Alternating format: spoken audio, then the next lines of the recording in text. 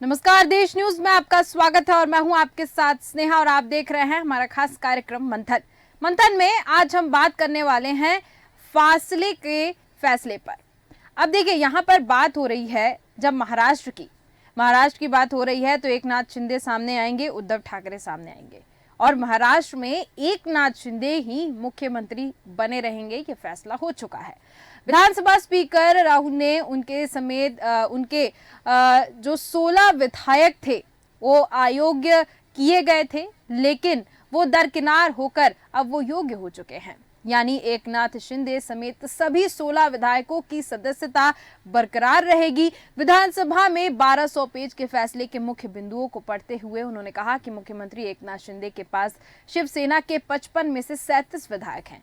उनके नेतृत्व वाला गुट ही असली शिवसेना है, यानी कि शिंदे का गुट ही शिवसेना है।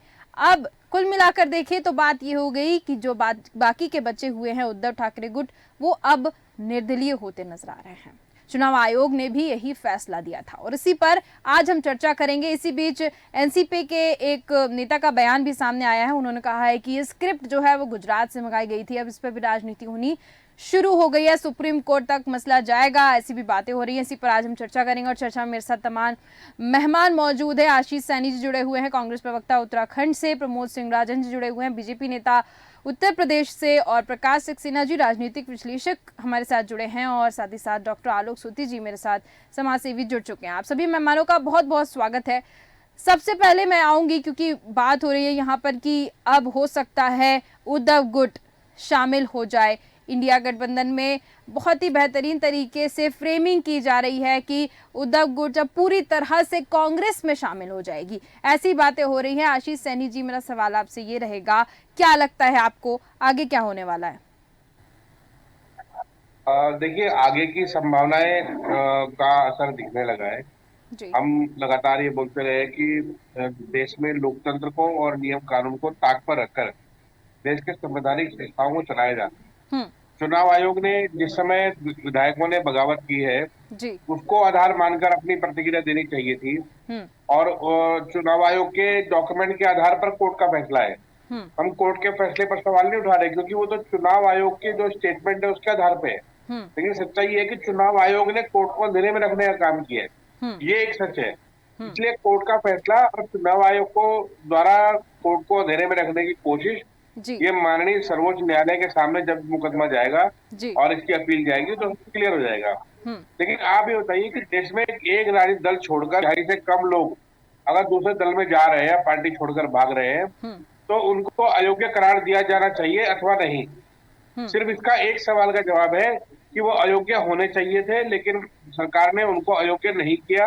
हम्म। और उसके बाद जब आप प्रक्रिया आगे बढ़ी है तो चुनाव आयोग की रिपोर्ट के आधार पर हम्म। चुनाव आयोग ने जो शिवसेना का जो अपना संशोधन है उसको दरकिनार करते हुए जिस तरह से काम किया है, जी। ये रूप से सरकार द्वारा प्रभावित और प्रेरित है। हम्म। लोकतंत्र के नाम पर केवल एक मजाक किया गया है जी। और माननीय हाईकोर्ट को अंधेरे में रखा गया है। ठीक है, लोकतंत्र के नाम पर मजाक किया गया है और कटघरे में रखा गया है कोर्ट को, ऐसा कह रहे हैं आशीष सैनी जी। और कांग्रेस की तरफ से ऐसी बयानबाजी भी सामने आई है कि ये फैसला जो है दुर्भाग्यपूर्ण है, लोकतंत्र पर सवाल उठ रहे हैं। प्रमोद सिंह राजन जी, मैं आपके पास आऊंगी, आपसे जानना चाहती हूँ, वास्तव में लोकतंत्र की बात आ रही है सामने और लोकतंत्र पर सवाल उठते नजर आ रहे हैं। साथ ही साथ शिवसेना जो है अब शिंदे गुट को ही असली शिवसेना कहा गया है, बाकी उद्धव ठाकरे गुट को नहीं बताया गया है कि असली शिवसेना गुट है। जी। जिस तरह की कांग्रेस हमेशा से बात करती आई है, जी। तो ये कोई नई बात नहीं है। हम्म। इन्होंने लोकतंत्र की हत्या का ये जो पहाड़ा है, हम्म। ये लगातार इन्होंने पढ़ना शुरू किया। अभी आपने लोकसभा में देखा था जी। किस तरीके से इन्होंने कहा कि लोकतंत्र पे खतरे में है और काली पट्टियां बांधी इन्होंने। हम्म। इनको याद नहीं है उस समय लोकतंत्र खतरे में नहीं था जब उत्तर प्रदेश में समाजवादी पार्टी के प्रदेश अध्यक्ष हम्म। शिवपाल यादव जी थे, उनको हटाकर अखिलेश यादव ने अपने हाथों में सत्ता को लिया था। हम्म। जब सारे विधायक और सारे सांसद हम्म। एक पार्टी के पक्ष में हैं जी। और पार्टी किसी परिवार की नहीं होती। पार्टी तो एक संवैधानिक रूप से बनाई गई पार्टी, जी। जो भारत के जो भी हमारे संविधान में पार्टियों को किस तरह से बनाना है, पार्टियों को किस तरीके से इसमें विलय होना है, जी। और कितने सांसद विधायक पार्टी से जब निकलते हैं तो उनपे किस तरह की कार्रवाई होती है, जी। ये सब संविधान प्रक्रिया में निहित है। अभी अशोक सैनी जिस तरह की बातें कर रहे हैं, मुझे तो बड़ी हंसी आ रही है। इन्होंने 70 साल से अधिक शासन में कितनी सरकारों को इन्होंने गिराने का काम किया। कांग्रेस ने हमेशा, आपने देखा किस तरह से मिलजुल के इन्होंने महाराष्ट्र में किस तरह का गठबंधन इन्होंने बनाया। तो ये लोग किस प्रकार की बातें करते हैं। अगर चुनाव आयोग, इनको किसी संस्था पर, इनको सुप्रीम कोर्ट पर विश्वास नहीं, इनको चुनाव आयोग पर विश्वास नहीं, इनको ईडी पर विश्वास नहीं, इनको सीबीआई पर विश्वास नहीं, तो ये क्या भारत की जो सभी संस्थाएं हैं वो सब बेकार है। ये सब संस्थाएं आज तो नरेंद्र मोदी जी ने तो बनाई नहीं। ये संस्थाएं तो एक समय से बनाई गई संस्थाएं हैं, और सब कानून, नियम और जो हमारा भारत का संविधान है उसके अनुसार ये संस्थाएं काम कर रही हैं। अब इसमें ये लोग, विपक्ष के पास कोई मुद्दा नहीं है तो ये तरह तरह की इसी तरह की बातें करेंगे। चुनाव तक इनका यह लोकतंत्र खतरे में चलता रहेगा। ठीक है, चुनाव तक लोकतंत्र खतरे में ऐसा चलता रहेगा, ऐसा कहना है प्रमोद सिंह राजन जी का। अब मैं आऊंगी क्योंकि बात यहाँ पर राजनीति की है, और साथ ही साथ आज महाराष्ट्र में जो कुछ भी हुआ उससे असंतुष्टि नजर आ रही है, कांग्रेस के अंदर असंतुष्टि नजर आ रही है, और ये देखने वाली बात है कि आगे इस पर क्या होगा, क्योंकि कहा जा रहा है कि सुप्रीम कोर्ट तक मामला जाएगा। प्रकाश सक्सेना जी, आपके पास आना चाहूंगी, आपसे जानना चाहूंगी जो कुछ भी हुआ आज उसको लेकर आप क्या कहेंगे?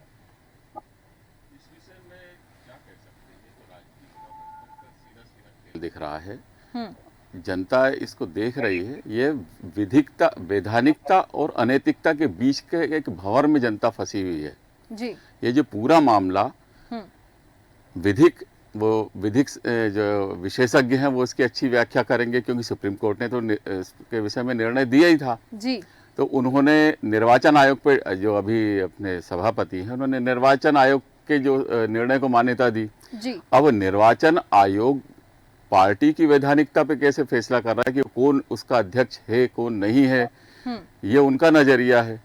कारण कि यदि वो उद्धव ठाकरे को यदि नहीं मानते हैं कि इस पार्टी के नेता हैं, तो जो एबी फॉर्म जो भरे जाते हैं फिर वो भी अमान्य हो जाना चाहिए, उसमें तो सारे गुट के विधायक आ जाना चाहिए। तो इस तरह की वैधानिकता तो दिख रही है, पर अनैतिकता इस पूरे जो उठापटक में जनता ने देखा कि किस तरह से विधायक उठ के, कोई असम गया, कोई गुजरात गया, किस तरह से पार्टी में तोड़फोड़ हुई।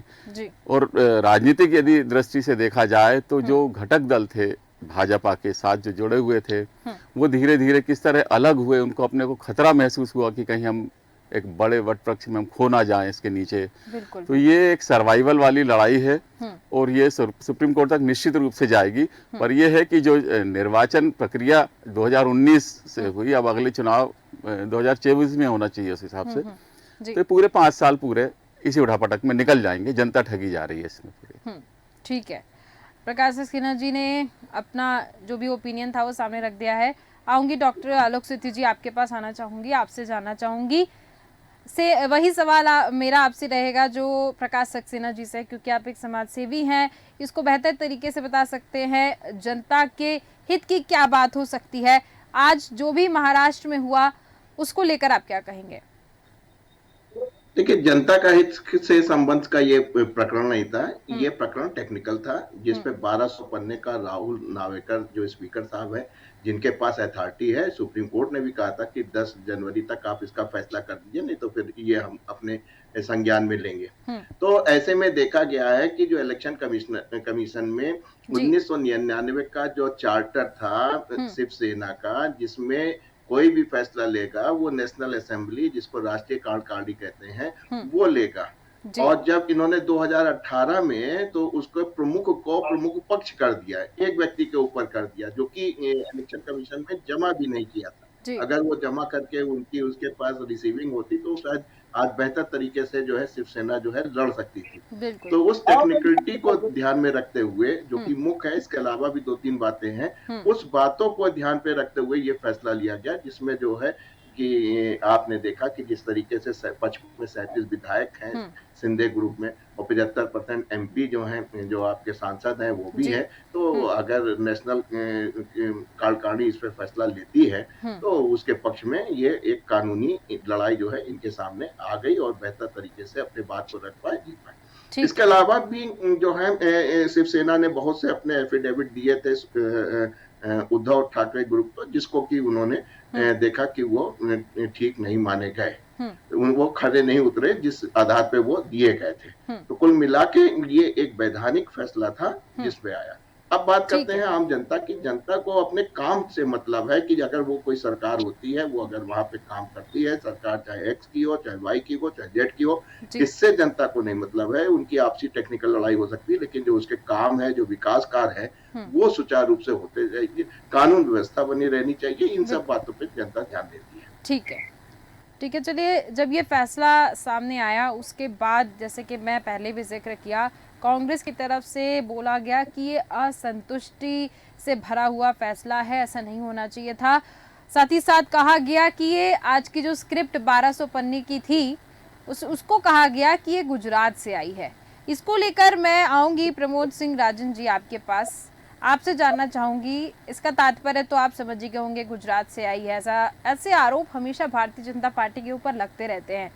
देखिए, अगर एक नाथ शिंदे चीफ मिनिस्टर के पद से उनको हटाया भी जाता तो दूसरा ऑप्शन भी भारतीय जनता पार्टी का ही था, लेकिन उस पर भी राजनीति होती नजर आ रही है और उस पर देखा जा रहा है कि जो स्क्रिप्ट लिखी गई थी वो गुजरात से आई है, यानी कि स्पीकर पर भी सवाल खड़े हो रहे हैं। देखिए स्नेहा जी, जिस तरह की बातें कांग्रेस कर रही है, मैंने पहले भी आपको जिक्र किया, जब उत्तर प्रदेश में इस तरह का राजनीतिक संकट खड़ा हुआ था, आप याद करिए, उस समय के तत्कालीन मुख्यमंत्री आदरणीय अखिलेश यादव जी ने एक बड़ी राष्ट्रीय कार्य समिति की बैठक बुलाकर और एक निर्णय उनके पक्ष में हुआ था, क्योंकि सारे सांसद और विधायक जो भी उनकी पार्टी में थे उनके साथ थे। इसी प्रकार शिवसेना का जब इस तरह से विघटन या इनका अपना आपसी झगड़ा हुआ, तब आपने देखा उस समय भी इन लोगों ने पूरी प्रक्रिया को अपनाया और राष्ट्रीय कार्यकारिणी की बैठक हुई और उस बैठक में एकनाथ शिंदे जी को चुना गया और ये सारी प्रक्रिया जो है संवैधानिक रूप से की गई, जिसको ये लोग कोर्ट गए, कोर्ट ने भी माना, कोर्ट ने भी शिंदे गुट के हक में ही फैसला दिया। इसके बाद आपने देखा उसको चुनाव आयोग ने भी माना। तो ये जो भारत की संस्थाएं हैं, इनका हम लोगों को सम्मान करना चाहिए। वो चाहे सुप्रीम कोर्ट हो, वो चाहे चुनाव आयोग हो, वो चाहे किसी भी प्रकार के संविधान में जो भी व्यवस्था की गई है, उसको हम सबको मानना चाहिए। और कांग्रेस, क्योंकि इनको सत्ता की एक लोलुप है, इनको सत्ता की जिस तरह की इनको आदत पड़ी हुई है, ये सत्ता के बिना रह नहीं सकते। और एक अच्छी सरकार, एक देश में एक आम जनता की सरकार आई है, वो इनकी आंखों में चुभ रही है और उस सरकार को कैसे ये क्या आरोप लगा दें, उसको कैसे उसको विफल करें, बस इसका प्रयास है। बाकी जो भी महाराष्ट्र की विधानसभा में हो रहा है, चाहे वो स्पीकर ने निर्णय लिया हो, चाहे वो निर्णय चुनाव आयोग ने लिया हो, चाहे वो निर्णय अभी कोर्ट जाने, ठीक है, इनको जाना चाहिए कोर्ट, और कोर्ट का जो फैसला होगा हम लोग को भी स्वीकार होगा, इसमें कोई दिक्कत की बात नहीं। ठीक है, ये कांग्रेस की पुरानी आदत। ठीक है, कांग्रेस की पुरानी। आशीष सैनी जी, मैं आपके पास आऊंगी, आपसे जानना चाहती हूँ, असंतुष्टि देखने को मिली है कांग्रेस की तरफ से, आया कि ये दुर्भाग्यपूर्ण फैसला किया गया है, साथ ही साथ गुजरात से स्क्रिप्ट आई है, कई ऐसे बयान सामने आ रहे हैं, इसको लेकर आप क्या कहेंगे? इतनी असंतुष्टि क्यों? स्पीकर के ऊपर भी सवाल उठते नजर आ रहे हैं, यानी कि फैसले से, जो भी फैसला किया गया स्पीकर के हाथ में था वो फैसला, और स्पीकर ने जो भी डिसीजंस लिए उससे संतुष्ट नहीं दिख रहे हैं। मेरा एक बिंदु है जिसमें आप सब लोगों की सहमति इस पर स्पष्ट होगी कि जिस समय विधायकों को यहाँ से लेकर आसाम ले जाया जाने लगा, तो पहले 24 विधायक गए, फिर 2, 4, 6, 3, 2, 1 करके जाने लगे। क्या उस समय जो स्पीकर ने अपनी रिपोर्ट में लिखा होगा, क्या उसने सभी 40 विधायकों को एक साथ जाना लिखा? चुनाव आयोग ने जिस तारीख का उल्लेख किया है आज के फैसले में, उसमें लिखा है कि उस तारीख में उनके विधायकों की संख्या, वो सारे विधायक एक साथ बागी हो गए थे, जबकि पूरे देश ने देखा है कि वो अलग अलग समय पर बागी हुए। तो चुनाव आयोग की रिपोर्ट के आधार पर कोर्ट का फैसला हुआ है, न कि पूरे मामले की जांच के आधार पर। कोर्ट को जांच करने का कोई जो एजेंसी है वो नहीं है। कोर्ट जो रिपोर्ट उनकी एजेंसियों के माध्यम से मिलेगी, उसी रिपोर्ट के आधार पर माननीय कोर्ट ने फैसला सुनाया है। वो कोर्ट का फैसला उस झूठ के आधार पर है जो चुनाव आयोग ने और भारतीय जनता पार्टी की सरकारों ने गलत ढंग से स्पीकर के द्वारा या किसी के द्वारा भी लिखवाया है। वो झूठ के आधार पर किया गया फैसले को अगर ये सच की लड़ाई मान रहे हैं, तो वास्तव में देश के लोकतंत्र के लिए थोड़ा रिस्क ये है कि लोकतंत्र की रक्षा वो संवैधानिक एजेंसियां करती हैं। चाहे वो इस मामले में चुनाव आयोग हो या स्पीकर का भवन हो या राज्यपाल का भवन हो। आपको ध्यान हो, इससे पहले भगत सिंह कोश्यारी वहां के राज्यपाल रहे। दिन में रात में जब कभी अचानक नींद से उठते थे, किसी न किसी को शपथ दिला डालते थे। और अजीत पवार तो 3 बार उप मुख्यमंत्री पद की शपथ लेने वाले हमारे राज्य के ऐसे मुख्यमंत्री बने हैं जिन्होंने विश्व रिकॉर्ड बनाया है। अब देखिए कि किस प्रकार से विधायकों की खरीद फरोख्त खुलेआम हुई है। क्या जरूरत थी आसाम ले जाने की? क्या राज्य के लॉ एंड ऑर्डर को खतरा था? क्या जरूरत थी कि स्पीकर को और चुनाव आयोग को ये कहना कि जिस तारीख के आधार पर हमें फैसला दे रहे हैं, 40 विधायक एकजुट थे, जबकि सबको मालूम है अलग अलग ढंग से यानी कि चुनाव आयोग गलत है आपके नजरिए से क्या देखें जरूरत तो? है? मैं सरकार पे एक सवाल भी उठा रहा हूँ। छगन भुजबल जैसे व्यक्ति को जिसे भाजपा ने जेल भेजने का काम किया, जैसे ही वो बीजेपी की तरफ आए तो तुरंत जेल से बाहर हो गए, सभी आरोप से मुक्त हो गए। तो ये जो संवैधानिक अधिकारों की रक्षा करने वाली एजेंसियां हैं, इनकी जब से ये भारतीय जनता पार्टी के प्रकोष्ठ बने हैं, तब से इन्होंने इस प्रकार की हर लूट को, हर गलत काम को, हर अलोकतांत्रिक काम को सही बताने का काम किया है। हमें इस पर सख्त आपत्ति है। ठीक है, यानी कि जो पहले आरोपित थे, जो लोग गलत चीज में इन्वॉल्व थे और भारतीय जनता पार्टी की तरफ आए और उनके सारे आरोप क्लीन होते दिखे, ये आपका आरोप है? ठीक है। इलेक्शन कमीशन को लेकर एक सवाल रहेगा कि क्या इलेक्शन कमीशन को आप इसमें गलत कह रहे हैं, जो भी फैसला हुआ उसमें? नहीं, इलेक्शन कमीशन मैं स्नेहा जी एक चीज रखता हूँ आपके सामने। चुनाव आयोग ने, इलेक्शन कमीशन ने जो रिपोर्ट आंतरिक बोर्ड के सामने रखी है, वह ये रखी है कि 40 के 40 विधायक एक साथ बागी हुए। जबकि सच्चाई ये है कि वो अलग अलग समय पर धीरे धीरे करके अलग अलग कोनों से निकाले जाते रहे चार्टर फ्लाइट के द्वारा। जांच ये की जानी चाहिए थी कि वो चार्टर फ्लाइट बुक किसने की है, वो विधायक किसके कहने पर अपना क्षेत्र छोड़कर दूसरे राज्य में भाग रहे हैं। जांच ये होनी चाहिए थी किसने उन पर अनुचित और उचित दबाव बनाए हैं, किसने उनको खरीद फरोख्त के लिए करोड़ों रुपए इकट्ठा किया है। इस सब की जांच करने के बजाय चुनाव आयोग की झूठी रिपोर्ट को जो उनके अधिकारियों ने भाजपा कार्यालय पर बैठकर बनाई होगी, उसको लगातार जारी कर दिया है। और जहां तक आपने कहा ना कि नागपुर से रिपोर्ट आई, नागपुर से रिपोर्ट आनी बंद हो चुकी है। आज भाजपा केवल मोदीमय हो चुकी है। इनका जो धर्म, इनका धर्म ग्रंथ, इनका संविधान सब नरेंद्र मोदी और अदानी अंबानी में निहित हो गया है। भारतीय जनता पार्टी के विधायकों की स्थिति वास्तव में एक डूब मरने जैसी हो गई है। ठीक है आशीष सैनी जी, भाजपा के संबल पर होते हो, लेकिन हर रोज जो लोकतंत्र की हत्या होती है, जिस लोकतंत्र की उन्होंने शपथ ली है, उसके साथ अन्याय होते हुए ठीक है, वो खुद अपनी आंखों से देख रहे हैं। आशीष सैनी जी, एक और सवाल आपसे रहेगा मेरा। जैसा कि आपने कहा कि अलग अलग कोनों से निकाल कर इन लोग को ले जाया जा रहा था, दबाव डाला जा रहा था, तो उनको निकालने का काम आप कर सकते हैं और उनको सामने ला सकते हैं कि वो बोले कि दबाव डाला गया था? बोलने को कोई तैयार होगा? मैं आपके चैनल पर बिल्कुल ओपन फोरम पे बोल रहा हूँ। जितने भी राज्यों में ऑपरेशन लोटस जैसी नौटंकी की गई है, करोड़ों रुपए इनके केंद्रीय मंत्री महेश शर्मा, कैलाश विजयवर्गीय और बीजेपी के अंदर पूरा एक तंत्र इसी काम पर लगा है जो ब्लैक मनी के आधार पर खरीद फरोख्त करता है। और जो विधायक इनके कहने पर इनके झांसे में नहीं आता, उसके खिलाफ ईडी और सीबीआई का इस्तेमाल होता है। बिना ईडी और सीबीआई के तो ये 1 घंटा नहीं चल सकते। आप सीबीआई और ईडी को, इनके झूठे मुकदमों को जरा इस तरफ रखिए, फिर बताइए कौन से राज्य में इनकी सरकार 1 घंटा भी टिकती है। ठीक है प्रमोद सिंह राजन जी, कैलाश विजयवर्गीय पर आरोप लग रहे हैं, लगातार तमाम भारतीय जनता पार्टी के नेता को घेरते हुए नजर आ रहे हैं। आशीष सैनी जी, देखिए ये लोगों का पुराना प्रलाप है। अब आप देखिए, अगर राजस्थान में भी आपने देखा जिस तरह से इनकी बसें, चुनाव इनको लग रहा था कि ये चुनाव जीत गए, और राजस्थान और मध्य प्रदेश के इन्होंने अपने प्रभारी भी नियुक्त कर दिए थे, चुनाव संयोजक भी नियुक्त कर दिए थे, और इन लोगों की बस से तैयारी विधायकों को कहीं लेकर जाने की थी। भैया हम लोगों के यहाँ तो विधायकों की ऐसी परंपरा रही नहीं, ब्लैक मनी और ये हम लोगों के संस्कारों में तो है नहीं, लेकिन कांग्रेस में ये प्रायः देखा गया है।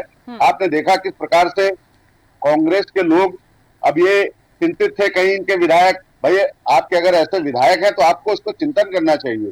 किसी भी पार्टी में हम लोग यहाँ, जैसे हमारे जो नए विधायक होते हैं या हमारे नए सांसद जब भी चुन के आते हैं, तो उनको एक ट्रेनिंग देने का भी काम किया जाता है, उनको कुछ हम लोग प्रशिक्षण भी देने का काम करते हैं। तो बहुत सारे ऐसी राजनीतिक चीजें हैं जिनको नए लोग सीखने की कोशिश करते हैं, और जो पुराने हमारे जो बहुत जिनको अनुभव है वो उनको इसका प्रशिक्षण देने का काम करते हैं। अब इनके यहाँ अगर लोग बिकाऊ हैं और ये लोग बस में लेके टहल रहे हैं, मुझे तो नहीं लग रहा है शिवसेना का एक भी विधायक बिकाऊ था। हाँ, इनसे खौफ ज्यादा जरूर था, इनसे डर जरूर था, क्योंकि शिवसेना का एक आतंक था वहां पर और इन लोगों की सरकार का एक आतंक था, क्योंकि वर्तमान में इस समय इनकी सरकार चल रही थी, तो विधायक इन लोगों से डरे हुए, घबराए हुए थे। इस वजह से उनको एक सही माहौल में, एक सुरक्षा के माहौल में एकनाथ शिंदे जी ने रखा और उसके बाद में उन्होंने जब उनका परीक्षण हुआ तो उसमें वो विजयी हुए।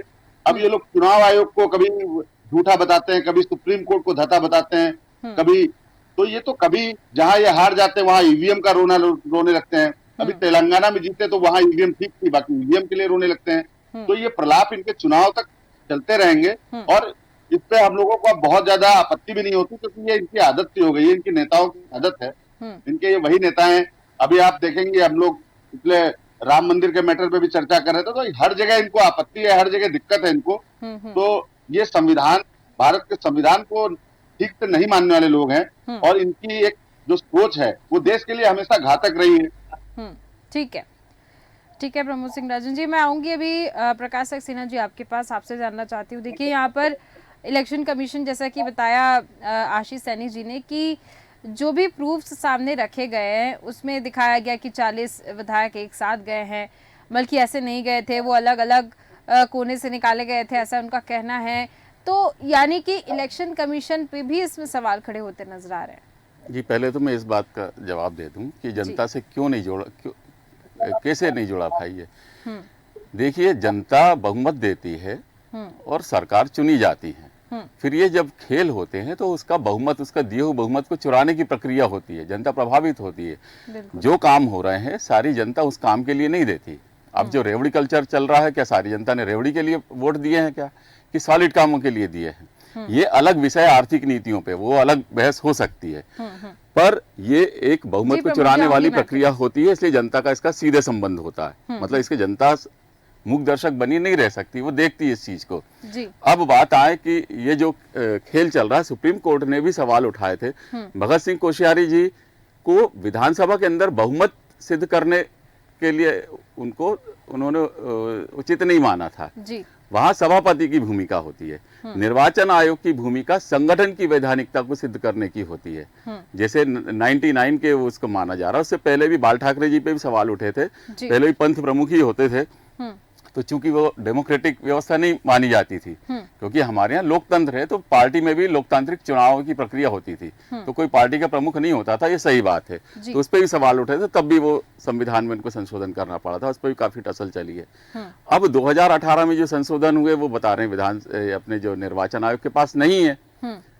तो फिर जो बाकी लोग, जो शिंदे गुट ने भी जो चुनाव किए हैं, वो किस विधि से किए, कौन नेता था, क्या वो सारे लोग, सारे सदस्य उसमें शामिल थे उनको नेता चुनने में? तो ये प्रक्रियागत, देखिए पार्टी की बात नहीं कर रहा हूं, ये प्रक्रियागत सवाल है। ये हर जो वैधानिक संस्था है उसकी इंडिविजुअल, उसी को तो लेकर सब सुप्रीम कोर्ट गए थे।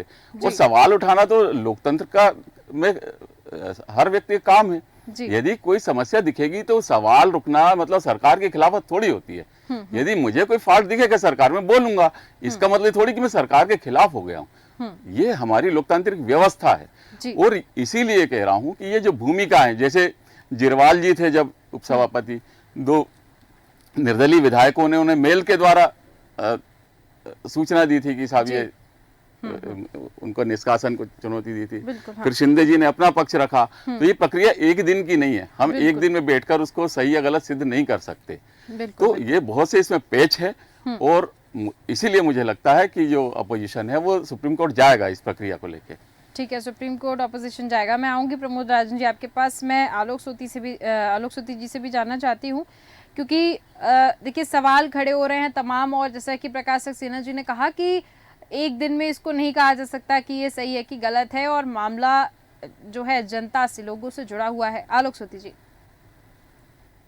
देखिए ये जो प्रश्न है वो विधानसभा के अंदर का है और इसका अधिकार जो है वो स्पीकर साहब को है।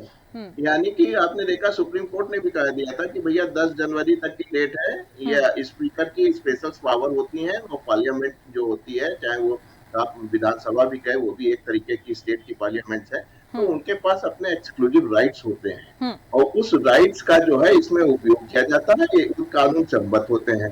तो जाहिर सी बात है जो 1200 पन्ने का एक ड्राफ्ट बन के आया है वो कानूनी ड्राफ्ट है, तमाम कानूनी लोगों से सलाह ली गई है और जिस आधार पे आया है उस आधार पे हमने बताया कि जो माना कि अभी खबरें छप के आ रही हैं, अभी तो हमें वो ड्राफ्ट भी नहीं मिला, जब मिलेगा मैं उसको पढ़ूंगा। तो ऐसे सूरत हाल में ये लग रहा है कि जो कार्यकारिणी समिति है, जो आपकी जो नेशनल असेंबली है, वो ही डिसाइड कर सकती है कि आप योग है या आयोग है।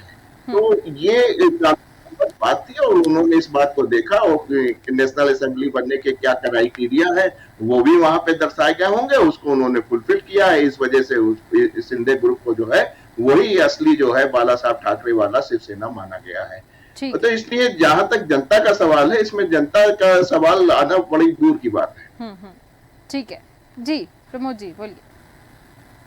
स्नेहा जी देखिए, अभी जैसे कि प्रकाश सक्सेना जी कह रहे थे, बहुत अच्छे से अपनी बात रखते हैं और मैं इनकी बात का समर्थन भी करता हूं। लेकिन जिस तरीके से इन्होंने एक सवाल खड़ा किया कि जनता जनार्दन है और जनता जो मैंडेट देती है, आपने महाराष्ट्र में ये बताइए प्रकाश जी, महाराष्ट्र में जनता ने किसे मैंडेट दिया? महाराष्ट्र में शिवसेना ने भारतीय जनता पार्टी से साथ मिलकर चुनाव लड़ा और जनता ने नंबर 1 की पार्टी भारतीय जनता पार्टी को बनाया। यदि हम अकेले लड़ते तो जनता, मुझे पूर्ण विश्वास है कि जनता पूर्ण बहुमत से भारतीय जनता पार्टी की सरकार की ओर अग्रसर थी। लेकिन हम लोग तो जनता के साथ हैं, इसलिए जनता बार बार हम लोगों को अपना आशीर्वाद दे रही, स्नेह दे रही है। आपने देखा लगातार हम लोग चुनावों पर विजय पा रहे हैं और जहां कहीं हम लोग हार का सामना करना पड़ता है, हम लोग चिंतन करते हैं और उस चिंतन के बाद हम उसको मंथन करने के बाद उस पर हम लोग मेहनत करते हैं। चुनाव तो जीत हार की प्रक्रिया है, लेकिन जिस तरह से कांग्रेस ये आरोप लगा रही है लोकतंत्र खतरे में है, लोकतंत्र उस दिन नहीं खतरे में था जब इनके अध्यक्ष को उठाकर कुर्सी से बाहर फेंक दिया गया था।